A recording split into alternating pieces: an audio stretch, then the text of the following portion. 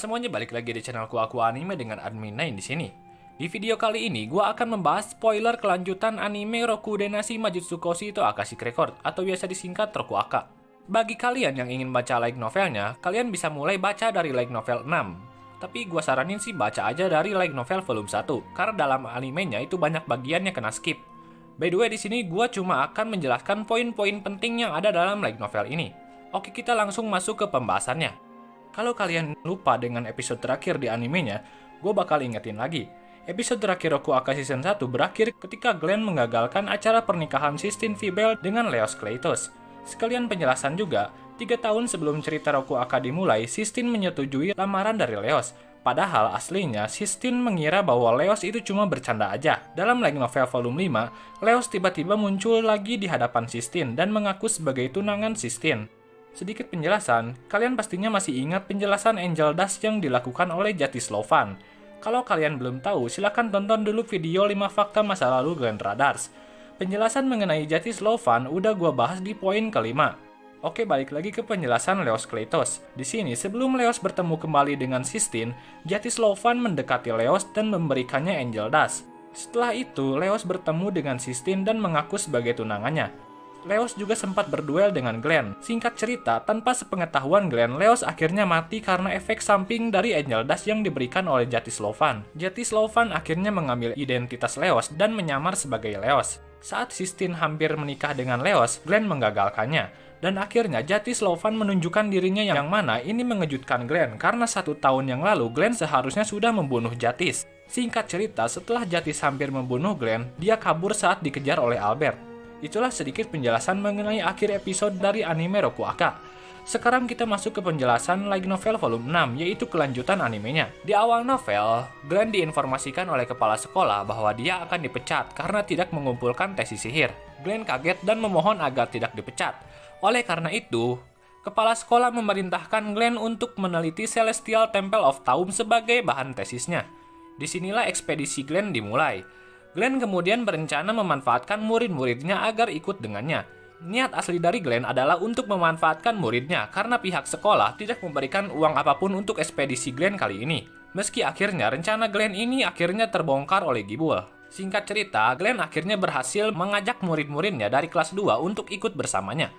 Anggota ekspedisi Glenn beranggotakan Rumia, Riel, Gibul, Cash, Cecil, Lin, Teresa, Wendy, dan Sistine, dengan tambahan Albert sebagai bodyguard mereka. Sebelumnya, Celestial Temple of Taum ini pernah diteliti oleh Redolf Fibel, yaitu kakeknya Sistine. Oleh karena itu, Glenn juga sedikit membaca tesis peninggalan dari Redolf.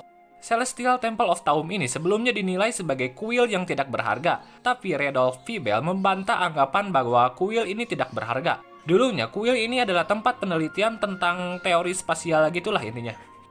Seminggu kemudian, mereka pergi untuk ekspedisi. Tapi tiba-tiba saja Albert mendapat panggilan untuk segera kembali ke Vegite. Dengan begitu, Riel adalah satu-satunya bodyguard Rumia yang tersisa. Di sini, Celica sebenarnya sudah ikut dengan tim ekspedisi Glenn tanpa sepengetahuan Glenn. Pada saat tim ekspedisi diserang oleh Shadow Wolf, Celica akhirnya menunjukkan dirinya dan berusaha melindungi murid-murid Glenn. Setelah itu, Celica pun bergabung dengan tim ekspedisi Glenn. Di hari kedua ekspedisi mereka, tim ekspedisi akhirnya sampai ke Celestial Temple of Taum. Di sini, Glenn bertemu dengan Nameless untuk pertama kalinya. Tidak diketahui dari mana dan siapa sebenarnya Nameless ini. Hanya saja Nameless ini punya wajah yang mirip dengan Rumia. Nameless memiliki rambut putih dan mata merah. Dia memiliki sayap di punggungnya. Nameless mengatakan bahwa itu adalah satu-satunya wujud yang bisa dipahami oleh manusia.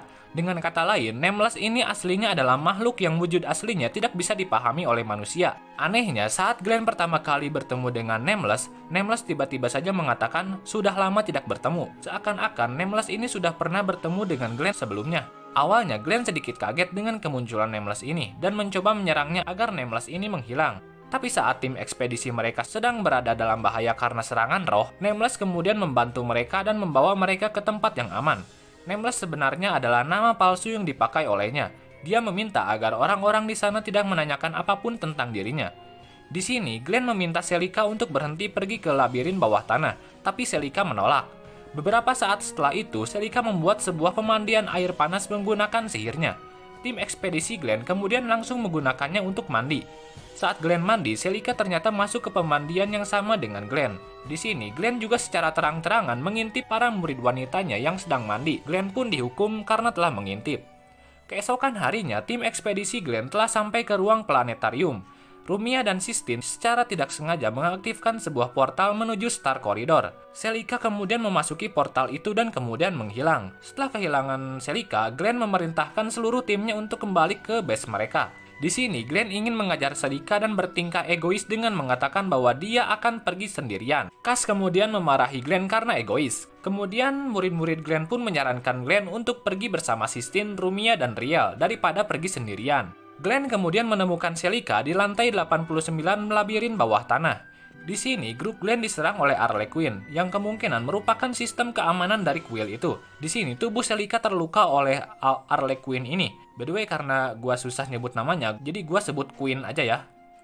Glenn dan Riel kemudian menyerang Queen secara bersamaan dan berhasil memberikan damage pada Queen. Kemudian, Nameless muncul lagi di hadapan grup Glenn. Nameless menggunakan kekuatannya untuk menghentikan sementara pergerakan Queen. Karena hal ini jugalah grup Glenn berhasil selamat. Celica kemudian menyuruh Glenn untuk pergi meninggalkannya, tapi Glenn menolaknya karena Glenn sudah menganggap Celica seperti keluarganya. Sistine kemudian memberi saran agar terus menyerang Queen daripada harus kabur. Grup Glenn kemudian berhasil menurunkan nyawa Queen hingga ke angka 1, tapi kemudian grup Glenn malah kalah. Nameless kemudian membawa Celica untuk berbicara di dunia roh.